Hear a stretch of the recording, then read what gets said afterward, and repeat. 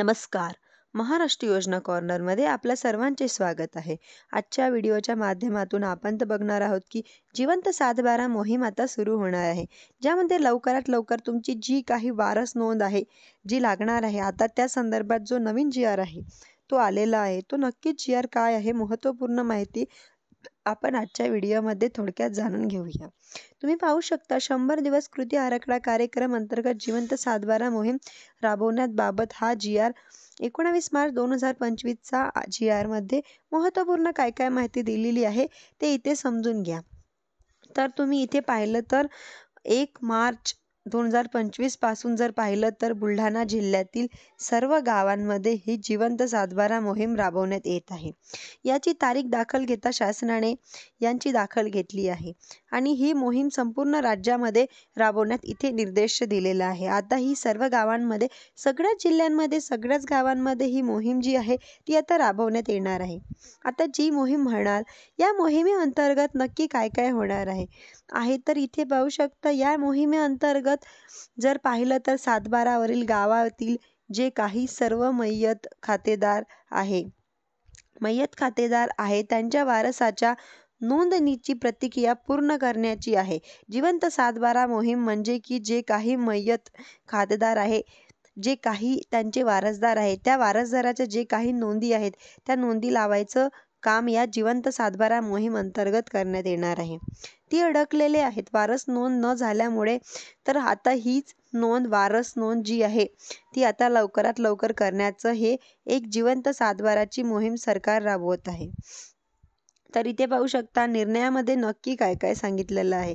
पहा, मयत खातेदाराच्या वारसाच्या नोंदी अधिकार अभिलेखामध्ये अद्ययावत करून मयत खातेदाराच्या वारसामध्ये नोंदीची कामकाज पूर्ण करण्याच्या दृष्टीने राज्यातील जिल्ह्यांमध्ये जिवंत सातबारा मोहीम राबवण्यात यावी. सादर जी काही मोहीम आहे ती राबवण्यासाठी खालीलप्रमाणे जे काही कार्यक्रम आहे निश्चित करण्यात आलेला आहे. तारखा वगैरे दिलेल्या आहेत. आता ते कधी सुरू होणार आहे तर सुद्धा इथे माहिती दिलेली आहे. त्यांनी दिलेला आहे, इथे पाहू शकता कालावधी, जो काही कालावधी आहे दिलेला, जसं की इथे पाहू शकता 14-25 म्हणजेच की ते 54-25 या कालावधीमध्ये तलाठी यांनी त्यांच्या सजा अंतर्गत येणाऱ्या गावांमध्ये चावंडी वाचन करून न्याय प्रविष्ट करणे सोडून गावनिहाय मयत खातेदारांची यादी करायला सांगितलं आहे.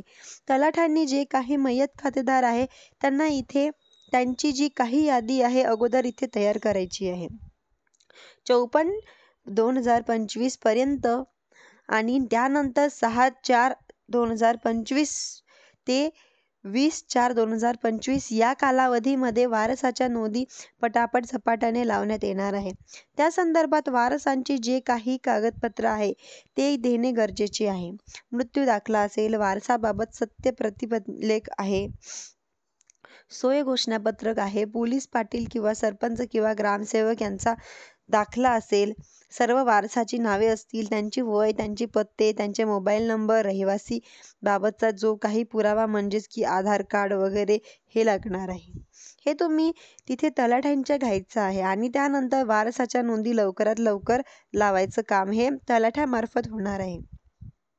इथे त्यांनी सांगितलेलं आहे की त्यानंतर इथे जर पाहिलं तर इथे पाहू शकतात की 2/14/25 ते 105/25 या अंतर्गत इथे फेरफार प्रणालीमध्ये वारस फेरफार तयार करावा लागणार आहे.